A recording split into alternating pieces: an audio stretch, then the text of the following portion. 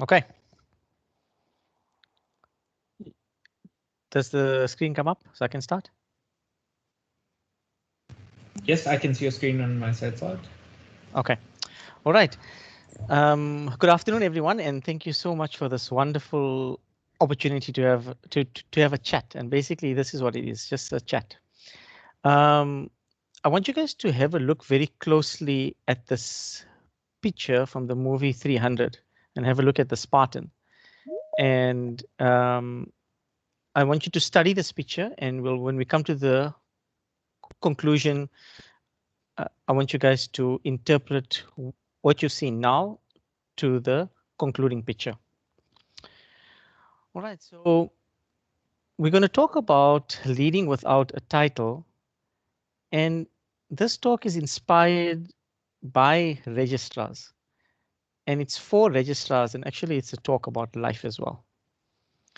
A lot of the concepts in this talk, they come from a book from Simon Sinek, where he talks about leaders eating last. All right, so let's start off first with what the definition is of a leader. And I don't know if a few of you remember the Nairobi mall shootings a few years back. And this is a mom who goes over her child, and you can see that she tries to cover her kid's ears. And what she's doing is what a leader is meant to do. It means to protect, and it means to create a circle of safety. All right. So she's protecting him from the bullets and protecting him from the sound. And this is the quintessential definition of a leader. It's the person that is looking after those above you, those below you, and those to the right of you, and those to the left of you. In this talk, we're going to cover two big themes. And the first theme, and this has come very strongly through with regards to COVID-19, and that's a theme about adaptability. And this is the quality of being able to adjust to new conditions, and also the capacity to be modified for a new use or purpose. And if you think about it, this is the quintessential definition of what's been happening the last few months. And this is what happens to the registrar every 3 months. And the whole thing is about how you're going to respond to this change. All right. The second big theme is that of finite and infinity. Now, the concept is that all of us have basic attributes. And those basic attributes are that of patience and that of resiliency and being adaptable. Okay.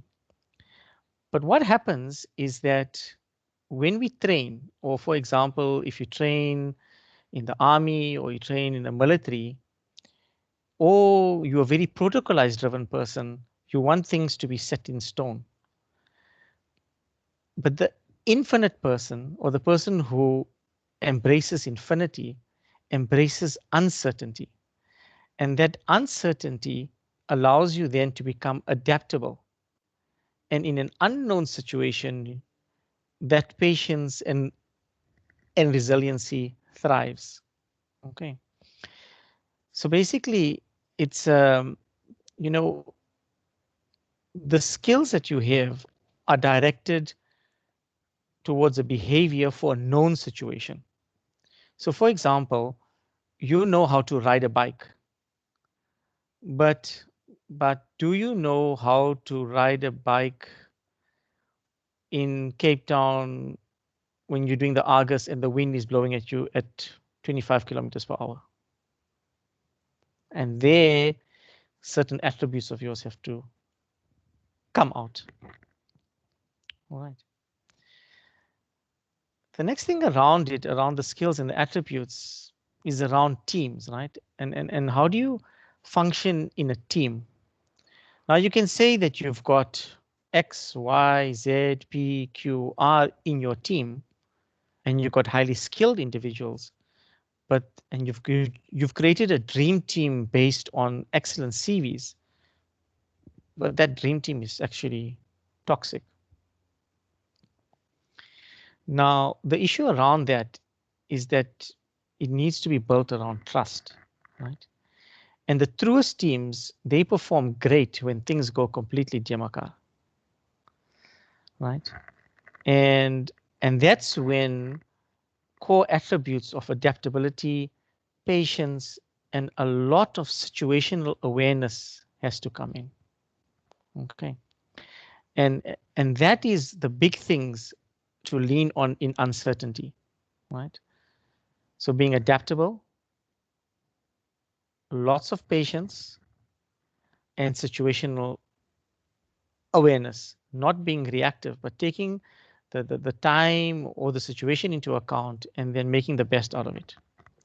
Now, the big thing about trust, right, is that we can't just expect people to trust us. But if we behave in a way that allows people to make that decision to trust us, that's when you get the dream team. Okay, so it's all about your own behavior. It's not about another person trusting you. So you'll earn that trust by behaving in a certain way.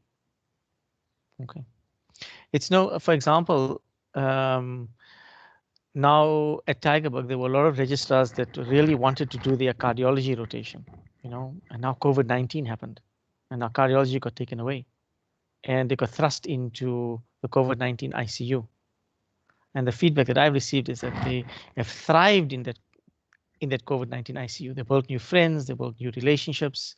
You know, emergency medicine has an even better name than what it had before. And just because of our 4 registrars that are there now. Okay. And that builds future trust. Okay. So I'm going to tell you a story about 2 wolves, right? So there's an old man and his grandson, and there's a fight going on. So the old man tells his grandson that there's a fight going on inside me. It's a terrible fight between 2 wolves. The one is evil, angry, greedy, jealous, arrogant, and behaves in a cowardly manner. The other is good, peace, loving, modest, generous, honest, and trustworthy. All right. So the boy asks, which wolf will win? And the old man smiles and says, the one that you feed. Okay. And if you look at it, the choice between, you know, evil, angry, greedy, and good, peaceful, loving, modest is just a choice, right? And it's a conscious decision that we need to make whenever we in an uncomfortable situation, right? So it's about coffee, right? If you think about it, right? So you can see 2 beautiful cups of coffee with beautiful art, and there's innate goodness within the coffee, right? The espresso is made perfectly. The milk is frothed beautifully. The art is fantastic, and this is us, right? And that's how relationships are built. But there's something toxic in this picture that's going to spoil the coffee. Can you guys see what it is? Yeah, it's the sugar, right? That's there at about 2 o'clock. So perfectly frothed milk doesn't need any sugar to make it sweet, because if you froth milk at 65 degrees, you'll get beautiful, beautiful sweetness. All right. And that's what we all are inherently. We all are inherently sweet and beautiful, and we don't need anything external. Okay. All right. So let's move on to how do you lead as a registrar in medical education? Right? And this is really important because you're in a very privileged position to teach on the shop floor, and especially after hours when the consultants are not around. Now, remember, when you're a junior registrar, there's a lot of difficulty because you're trying to sort yourself out, right? You're trying to sort your own efficiency and your own procedural competency. And you still need to sort of get that foundational knowledge. But as you move forward towards your 3rd and 4th year, your role starts to change, right? And your role moves into a lot more. You'll notice that as you move to your 3rd and 4th year, you actually become slower. And that becoming slower is actually a really good thing, because then you start recognizing the patterns that you've learned. You start taking a more oversight role. You start taking some administrative tasks, right? You then start assuming a team leadership role that maybe you were not as a junior. And your big focus is that on a supervisor and a teacher capacity. It doesn't mean you can't have these attributes in your 1st and 2nd year, but you'll be able to appreciate it more once you're in a senior phase, right? And we've been very fortunate. I mean, the last sort of 4 or 5 rotations, we've had really, I mean, excellent registrars, and many a time I've seen the registrars together with the Cosmos and the interns, and they're teaching and showing them stuff, and whether it's ultrasound or anything else. And it's really inspiring to see that. Right. The other thing about as you move forward in your career in terms of your senior registrar role is that just realize that you start to move towards risk stratification, and you start realizing the seriousness and the importance of your documentation, right? So for example, how do you document a chest pain patient going home? All right. That's quite difficult. All right. The other important thing is that you start taking up a role of cognitive apprenticeship, and your medical officers and your Cosmos look to you. And one of the big things is that it's important to show them your vulnerability and to show them that you don't really know everything and that you're still learning. Okay, and that's really important. Now, these points are from an article online. I put it up here, so when the talk gets uploaded, you guys can just have a look at that. Okay, that's the link to it. All right, so just some teaching tips. Remember to teach how to think and talk out aloud. Develop others to be great teachers. Okay, so for us as consultants, is that you never want your registrar to be the same as you, because then your discipline never moves forward. We want all of you to become better than what we ever could be. All right. Remember to be vulnerable, and sometimes we just don't know, right? And there's always a phone call and we can ask.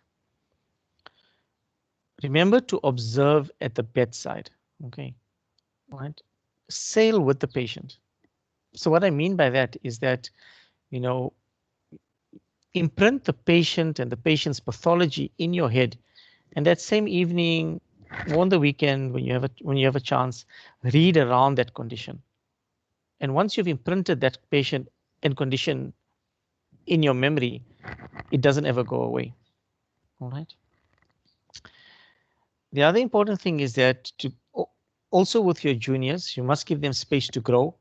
So that means you can't hog resus all the time. Okay. So you gotta, you gotta give them space. You gotta allow them to grow, and then you can also supervise them. All right. The next thing is that if you are going to challenge your juniors, challenge them, but challenge safely. And what I mean by that, it's again the situational awareness, right? Watch your tone and watch their feelings, right? It doesn't mean that everything is kumbaya, but what it means is that just take the other person into account when you are asking questions. All right. So this quote by Maya Angelou really sits deep with me. Is that I've learned that people will forget what you've said. People will forget what you did, but they'll never forget the way you made them feel. And as a registrar, you must never, ever forget the impact you have on a junior doctor, whether it's a student, whether it's an intern, or whether it's a Cosmo, or whether it's a medical officer. You know, that time when you help that medical officer with the LP, or you help them with a drip, or you just help them with the peds, resus. You know, when you just went out of your way, that's something a junior doctor may never forget their whole life. Right. So let's talk about enthusiasm. Right. Now, one of the important things that attracts you to others is enthusiasm, and enthusiasm can actually be quite infectious. Right. So there's no pun intended there right now. So if you have a look, right, so this was a 35-year-old gentleman who came to us with a severe history of vomiting. And he had taken cannabis the same day and the day before. And he had some chest pain, and he just kept on vomiting. Now, if you have a look, I mean, it's quite a rare condition, and you might see, I mean, okay, we've had 2 this year, but we often have about one or 2 cases a year. But if you have a look, so this is a patient who came to us with Boerhaave syndrome, right? You can appreciate that there's, on the top here, there's surgical emphysema bilaterally. There's a pneumomediastinum, and this patient's got a massive left-sided pleural effusion, and there's also a right-sided pleural effusion. Okay. Now, I was thinking now, right, how am I going to make people remember this X-ray and remember this case? Because I could send this X-ray, like I think, by 3 different doctors on 3 different occasions. So everyone was clearly very excited. All right. So the thing is that, okay, this is something that we know, but it's something rare and other people are excited. So let me be extra enthusiastic around it. And that extra enthusiasm fed onto the registrar, then fed onto the MO, fed onto the Cosmo, fed onto the students, fed onto the nursing staff, and everybody was now teaching each other about this case. All right. There's something also very critical that happened with this case, and it comes back to trusting teams and relationships. So this patient was initially not accepted by a colleague in the tertiary care center, saying that the case is too undifferentiated. So now what the medical officer did, he said, okay, listen, let me call somewhere else. So they called another department, actually, which was the internal medicine department. And guess who picked up the phone from the internal medicine department? It was the registrar who was a Cosmo with us at Kailicha.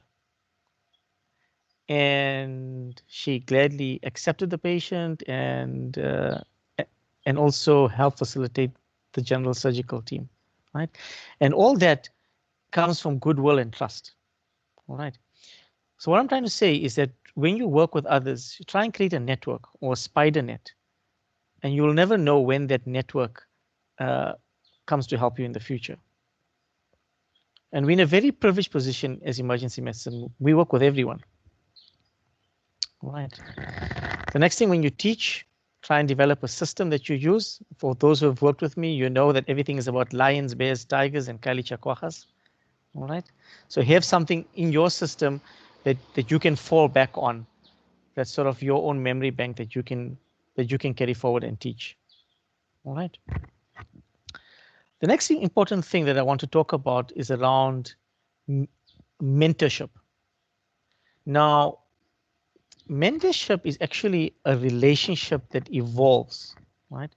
It can't be that, you know, I get a call from X and X says, Sa'ad, I want you to be my mentor. That can't happen, right? And why it can't happen? Because I don't know you.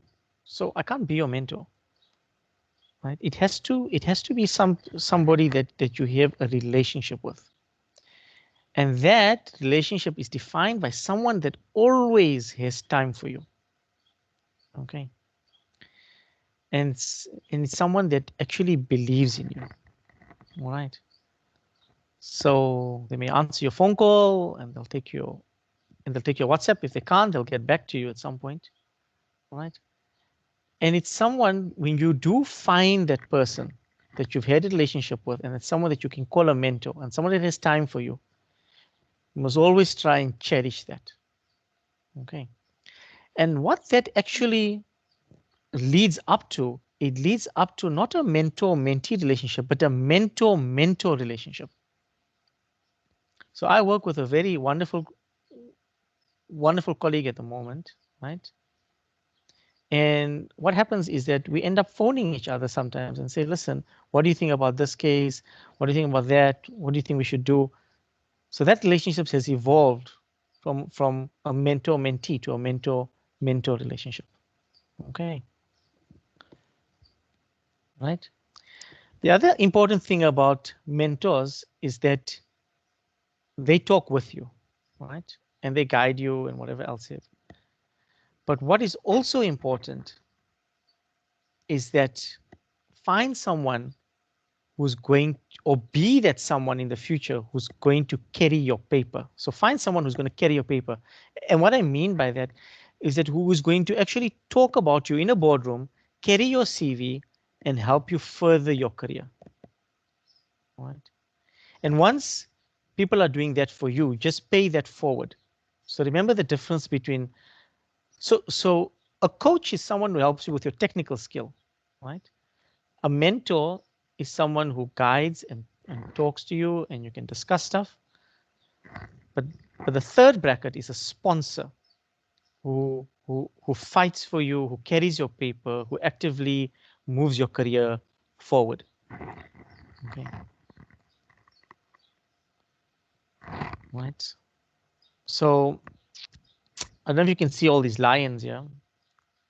So this lion has been attacked by this pack of hyenas.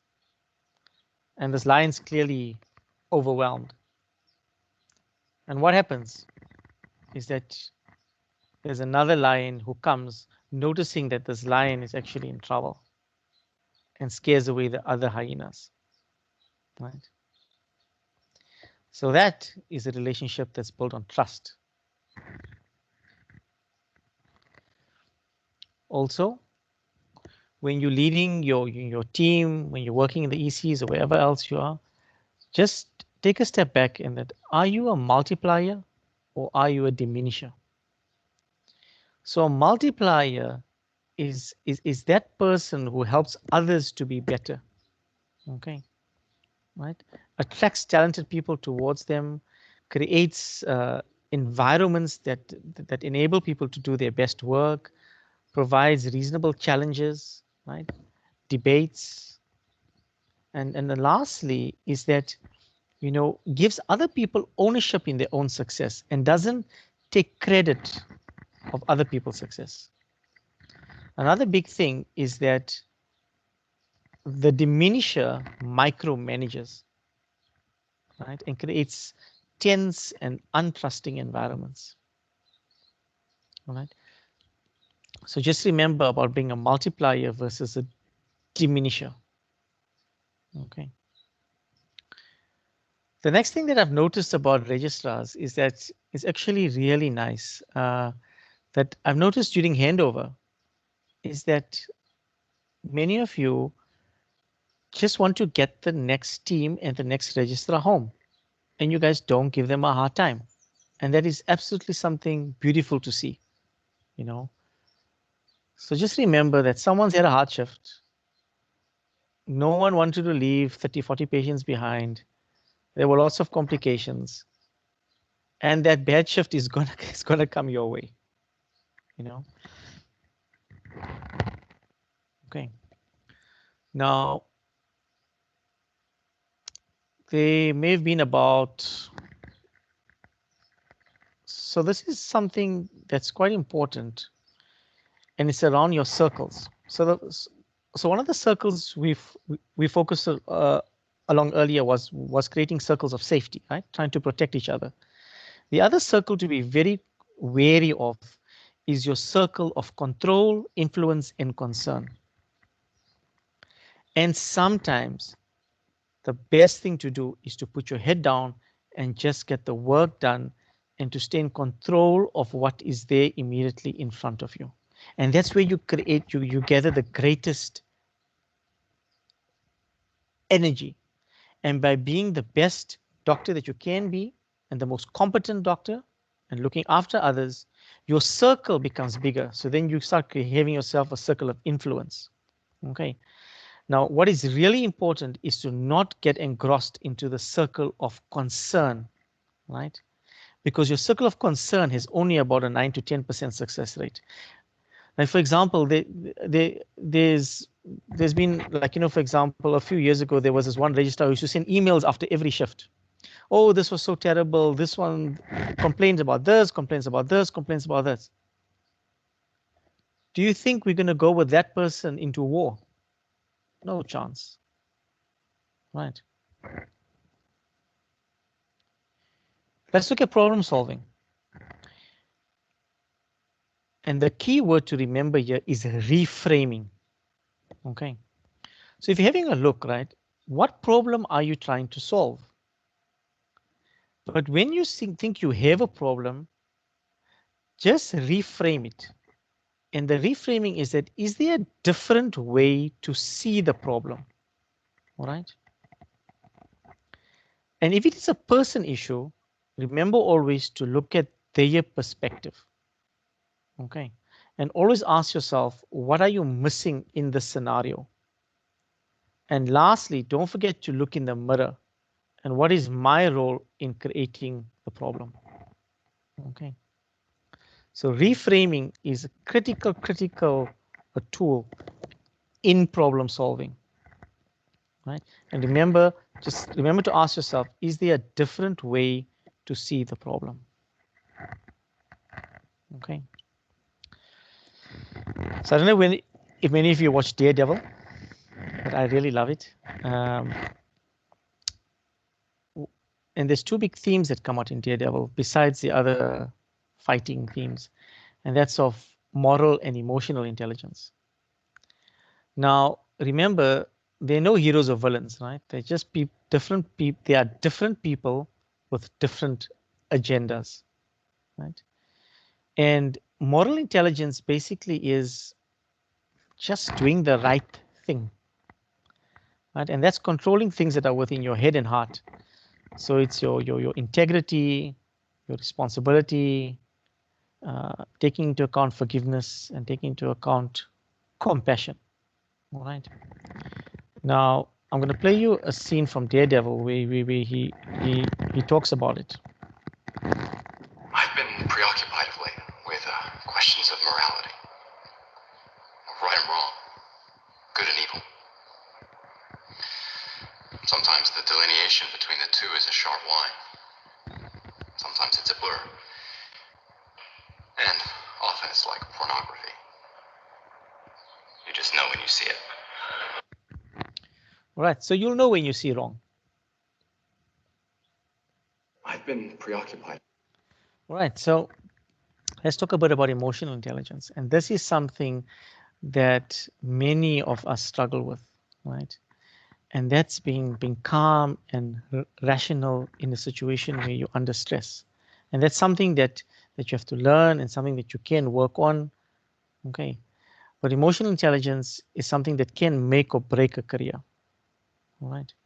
I'll play you an example now of from Daredevil. Body.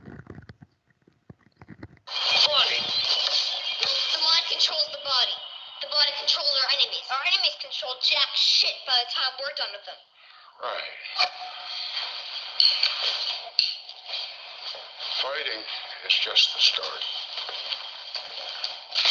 You have to control your feelings. Your deep down inside feelings. How? Meditate. You mean that thing where you pretend not to sleep? All right. So remember, when things get heated, it's always important to have a look. So I'll tell you how I deal with it is that when stuff gets heated, I immediately know that I start getting flushed and my heart rate goes up and I start to breathe faster. So when in times of stress, there's always a biological reaction. And that biological reaction, you have to be in tune to that and learn how to control it. So I control it by just breathing a bit deeper and then reframing the situation quickly in my mind. And then sometimes I just, if it's not worth it, I just walk away. If it is worth it, we can just deal with it the next day. All right. So it's very important to have a look at moral and emotional intelligence as you develop. Okay. What about career envy? All right. Wow, you've got this registrar, he's just thriving, he's just publishing, wow, this registrar is publishing 5 times in his registrar time. We can't even get through our MMed. Sure, this registrar is, you know, so whatever. So that's how do you deal with career envy? But maybe just find that registrar and say, Y or X, listen, tell me about it. How do you actually do what you do? Where do you get your ideas from? Who's your mentor? How do you get published? Right? So instead of having career envy, reframe the issue and go and learn from that person. Find out what they're doing differently. Right? Let's talk about serotonin and oxytocin. So these are very, very important leadership chemicals, right? And serotonin is that one which keeps us safe within our circle, especially when we're surrounded by danger. But if we start getting worried about who gets the credit, we start worrying about politics, that's again working out of our circle, start focusing on backbiting, it starts taking away from the core of our business. All right. Oxytocin is that warm and fuzzy hormone. It deals with love, trust, and friendship. And it makes you feel safe, right? That people have your back. It's that same hormone that's released when you hug someone, between a mom and a child, right? Shaking hands matters. Well, not in the time of Corona, but you know, it releases oxytocin, right? It also gets released when people are generous and they expect absolutely nothing in return. So if you think about it, right? If X gave 1,000 rand in charity and Y volunteered at an old age home, who may have more oxytocin? I don't know the answer, but I'll leave it up to you. You know, the key issue is that time is your currency, right? And by that, by creating that circle of safety and looking after others and asking, how can I help you? That's where serotonin and oxytocin come into play. I just want to put it forward to you. How many times have you asked someone, how can I help you? All right. How do you build your relationship? So you don't build relationships via email, right? You build relationships via small acts of kindness and generosity. Email is very good for hard and concrete things. For example, Lauren, here is the protocol. That's it. Not, Lauren, what did you think of my idea? That you pick up the phone and you have a chat.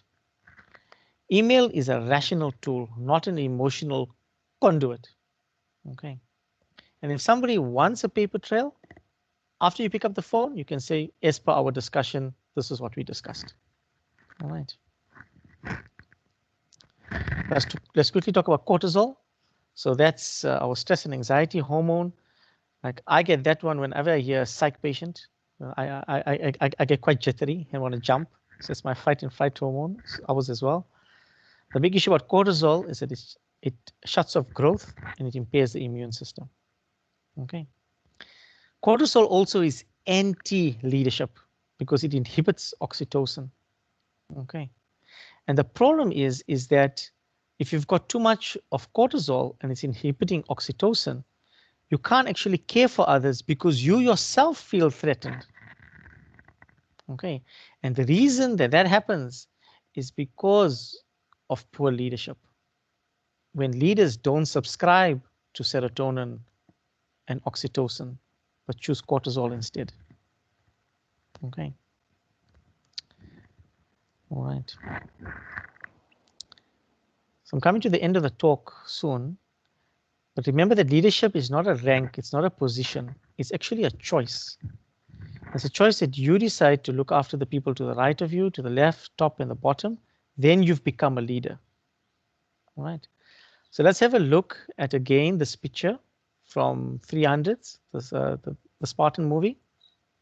And you can see why they were successful is that it's because of their shields, right? When they fought in battle, they created this phalanx, right? And in this phalanx, the shields overlapped each other and they created this massive force that the others couldn't push against. And the shields were being overlapped. It was overlapping to the right and overlapping to the left. So it actually was protecting each other. So that's what you got to do as registrars. You protect each other. You protect your MOs. You protect your interns, right? And when you also as future consultants have each other's back. That's the fundamental thing. All right. So I'm not saying that you must sacrifice your life, but sacrifice a bit of your time, your own credit, and a little energy. Okay. Nowhere does it come to forth more like in I don't know if you guys have seen the 12 steps of Alcoholics Anonymous. And Alcoholics Anonymous is very clever because they know that the person will only stop drinking if they get to the 12th step. And what is that 12th step? The 12th step is actually service to another, right? Is that whether you are willing to look after another person to make sure that they don't drink. It's all about the belonging. All right. So this was one of our medical officers at Kaya, and it just shows that what you can create by creating a system that is not only patient focused but human focused. All right. So it says here, here's the number for the young patient with appendicitis studying chemical engineering and told me he's trying to stay up to date by watching his online lectures but doesn't always have enough money for data. Going to buy him some on my First National Bank banking app. All right. And so I replied that I was telling someone the other day that we learn more from you people than what we could ever teach you guys. All right. So the thing is that whenever there's a human in need, there's an opportunity for kindness, right? And that's a big thing that makes a difference. So I'm going to end off with this last one. Now, it's in Afrikaans, but I'll translate it afterwards for those who don't understand Afrikaans. Want as ek inry Kalitsa toe voor 'n skof, dan bid ek net vir Here, ek weet ek's dalk nie die slimste nie, maar ek kan die vriendelikste wees. All right, I'll just play it again. Want as ek inry Kalitsa toe voor 'n skof, dan bid ek net vir Here, ek weet ek's dalk nie die slimste nie, maar ek kan die vriendelikste wees. All right, so this is one of our community service doctors, and she says that she prays every night that she knows that she may not be the smartest, but actually she can be the kindest. Okay. All right. Thank you very much. That's the talk.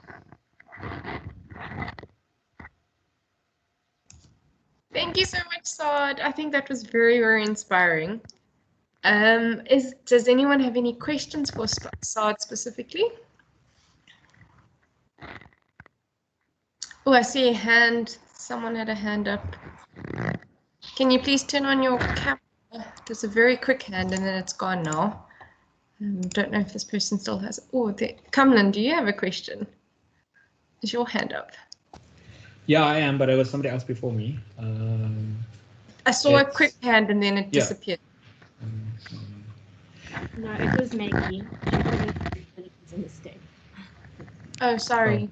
Okay, it's more of a comment. Sa'ad, thanks for that talk. I mean, you're always inspiring, and your presentations are amazing as well. And you talk about learning stuff, and I would one day like to learn how to present and give a story like you. The one thing that I just want to make a comment on, and which I see quite a lot, maybe not from a lot of the guys in EM, but a lot of the other senior registrars, is their sort of for instance, especially like some of the guys doing autos and finishing up, you chat to them, and especially when they work at Red Cross, they have horrible hours. They're working, sort of 8 days a week, and then whenever you chat to them about the exams and upcoming things, they're like, they tell you, I can't wait to be a consultant, so I don't have to work like this anymore. But that thinking then means that if you're gonna be that consultant that you never wanted to be, you're gonna force your registrars to be like the registrar that you were now and despised it. How do those ancient systems of, you work hard and you earn the right to work less, but by doing so, force your junior colleagues who, when you were in that position, you didn't want it, but now you're going to put them through that because you think you've earned the right to rest a bit. It's the same kind of principle of why there's a reluctance in certain areas for EM consultants to actually do evening and night shifts and all that kind of stuff. And you have this influx of 1,000 doctors in the morning and 2 doctors at night. And some of the feedback that you get is, well, I've worked so much that I don't have to work so much. How does that break so that people don't have to resent the role they're in and wish that they were in a higher role so they can treat the people that they used to be in the same way? Yeah, thanks, Kamran. That's an extremely difficult question. You see, it's so the thing to ask is that why are they saying that and why are they asking that? It's because there isn't that circle. There isn't that circle of safety and of trust, right? So that team becomes. So if you think you're not going to work hard as a consultant, you're definitely mistaken. And the reason that they may be seeing that is because they haven't reframed the issue or found out exactly what happens with a consultant and how much extra overtime they may be working, or what else might be going on. So it may just be their perception that is altered. And I often find that when those discussions are happening, because if you think about it, that is actually a very dysfunctional discussion. It's because that discussion is happening because there isn't that trust factor. So I think the best thing in that situation is actually to take your senior registrar and put them into that consultant role so that they understand what's happening. So we used to have that rotation at Kaya before. I think it's now, I'm not sure where the senior registrar role is now. But they I think it's at Michel's Plain, if I'm not mistaken. And over there, you guys must just correct me if I'm wrong, but you are on a, for example, you are on a consultant roster and you do consultant type calls and stuff like that, so you get to sort of feel and understand what it is to work as such. But I think also, that, so, have that discussion together with your seniors and say, listen, over a cup of tea and coffee, tell us what's life like, what's good about it, what's quite difficult about it. And I think, if there is an understanding of perspectives, there's no need for that kind of disheartening feeling, Okay.